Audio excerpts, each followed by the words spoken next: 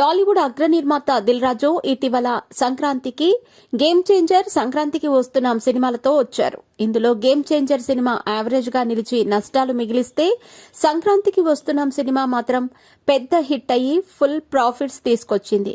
అలాగే ఈ సంక్రాంతికి వచ్చిన బాలయ్య డాకు మహారాజ్ సినిమా కూడా దిల్ రాజే డిస్ట్రిబ్యూట్ చేశాడు.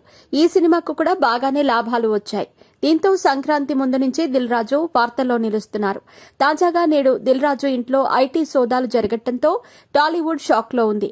నేడు తెల్లవారుజాము నుంచి హైదరాబాద్ లో ఉన్న దిల్ రాజు సోదరుడు శిరీష్, దిల్ రాజు కూతురు హన్షిత ఇళ్లతో పాటు దిల్ రాజు 2 ఆఫీసుల్లోనూ ఐటీ అధికారులు సోదాలు చేశారు. మొత్తం 8 చోట్ల 55 మంది అధికారులు ఈ రైడ్ చేసినట్టు తెలుస్తోంది. ప్రస్తుతం ఇంకా ఐటీ సోదాలు జరుగుతున్నాయి. దీని గురించి మరింత సమాచారం తెలియాల్సి ఉంది. దిల్ రాజుని ఇటీవలే తెలంగాణ ప్రభుత్వం Telangana film development corporation chairman గా కూడా నియమించారు. కొన్ని రోజుల క్రితం దిల్ రాజు టాలీవుడ్ తో వెళ్లి సీఎం రేవంత్ రెడ్డిని కూడా కలిశారు. ప్రభుత్వానికి సినీ పరిశ్రమ తరపున అన్ని విధాలుగా సహకారం అందిస్తామని చెప్పారు.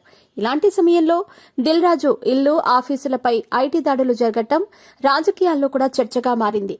పుష్ప 2 నిర్మాణ సంస్థ మైత్రి మూవీ మేకర్స్ ఆఫీసుల్లోనూ, నిర్మాతలు రవిశంకర్, నవీన్ ఇళ్లల్లోనూ ఐటీ దాడులు కొనసాగుతున్నాయి. ఇక డిస్ట్రిబ్యూటర్ గా కెరీర్ మొదలుపెట్టిన దిల్ రాజు శ్రీ వెంకటేశ్వర క్రియేషన్స్ బ్యానర్ స్థాపించి దిల్ సినిమాతో నిర్మాతగా మారి వరుస విజయాలతో టాలీవుడ్ అగ్ర నిర్మాతగా నిలిచారు. దిల్ రాజు కూతురు హన్షిత నిర్మాతగా దిల్ రాజు ప్రొడక్షన్స్ బ్యానర్ స్థాపించి సినిమాలు తీస్తున్నారు. ఇటీవలే దిల్ రాజు డ్రీమ్స్ అనే మరో కొత్త బ్యానర్ ని కూడా స్థాపించారు. సంక్రాంతి ఒక సినిమాకి నష్టాలు వచ్చినా మిగిలిన 2 సినిమాలకు ఫుల్ ప్రాఫిట్స్ వచ్చాయని ఆనందించేలోపే ఇలా ఐటీ దాడులు జరగటంపై టాలీవుడ్ విస్మయం చెందుతోంది.